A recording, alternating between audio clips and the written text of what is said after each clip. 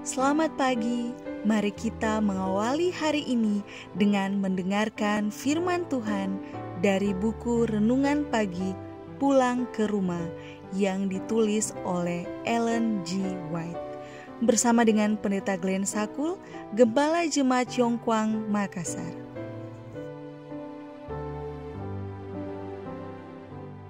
Shalom, selamat pagi. Mari kita berdoa untuk meminta hikmat dari Roh Kudus Tuhan. Ya Allah kami yang di sorga, ketika kami mendengarkan firman-Mu di pagi ini, kiranya Roh Kudus Tuhan memberikan kami hikmat dan kuasa.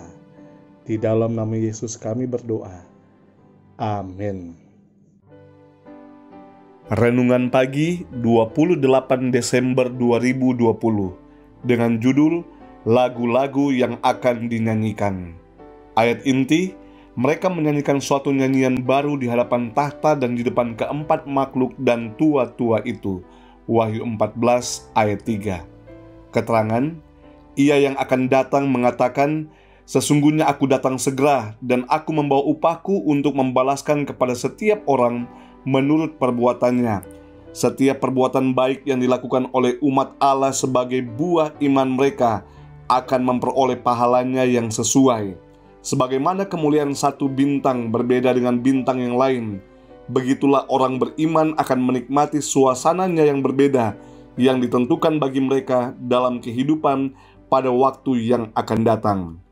Dan babak berikut tercatat, kemudian daripada itu, aku mendengar seperti suara himpunan besar orang banyak, seperti desau air bah dan seperti deru guru yang hebat, katanya, Haleluya, karena Tuhan Allah kita yang Maha Kuasa telah menjadi Raja. Mereka menyanyikan nyanyian Musa dan anak domba. Kita harus berada dekat dengan pemimpin besar itu, atau kita akan menjadi bingung dan kehilangan pandangan terhadap pemeliharaan yang memimpin di gereja dan di dunia, dan atas setiap sosok manusia. Akan ada rahasia-rahasia besar dalam urusan ilahi. Kita dapat kehilangan jejak Allah dan mengikuti kebingungan kita sendiri dan mengatakan, penghakiman-Mu tidak diketahui.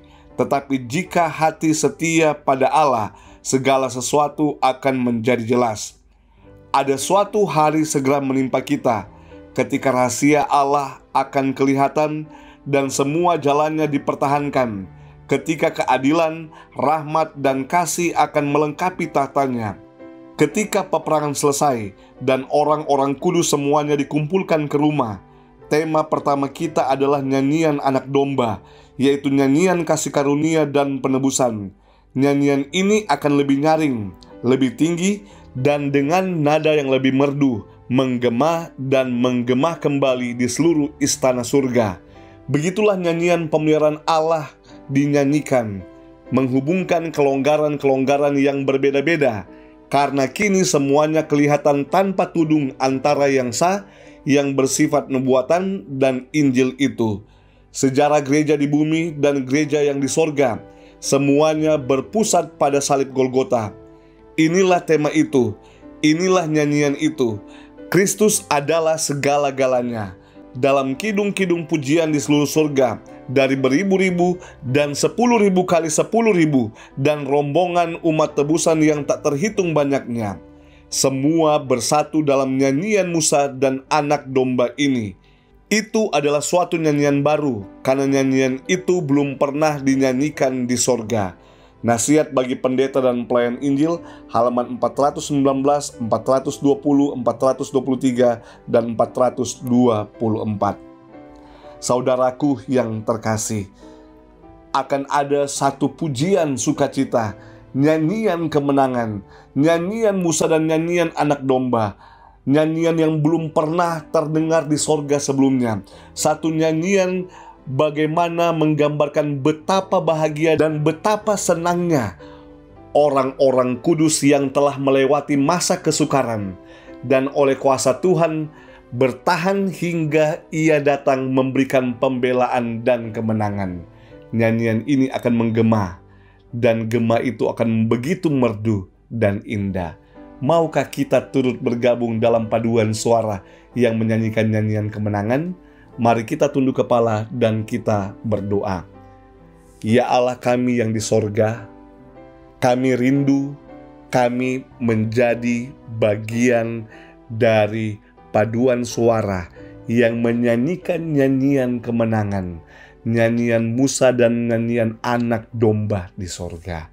Kami rindu, kami memuliakan Allah, kami menyembah, memuji Allah yang telah mengerjakan keselamatan kepada kami. Hari ini kami kembali menyerahkan hidup kami ke dalam tangan Tuhan. Kami tetap memohon kepadamu ya Allah kami, marilah Engkau tetap menghadapkan wajah Tuhan ke tengah-tengah kami, memberikan kasih yang ajaib, memelihara hidup kami, memberikan berkat-berkat dari sorga, dan ajarkan kami untuk senantiasa bersyukur dan berterima kasih atas berkat yang kami terima. Hanya ke dalam tangan Tuhan kami menyerahkan hidup ini. Di dalam nama Yesus kami telah berdoa.